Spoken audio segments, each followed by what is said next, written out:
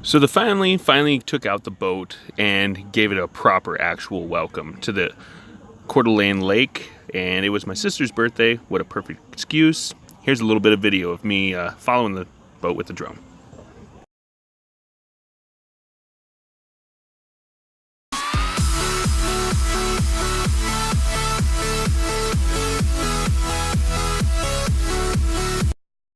So one thing that I did when I was flying, this wasn't in the video, but make sure you have your obstacle avoidance turned off when you were trying to land by the boat, because it would not come into the boat, and so the battery started getting low enough, and so I had to catch it, but the boat was kind of moving with the wind, and so it was kind of a fast grab.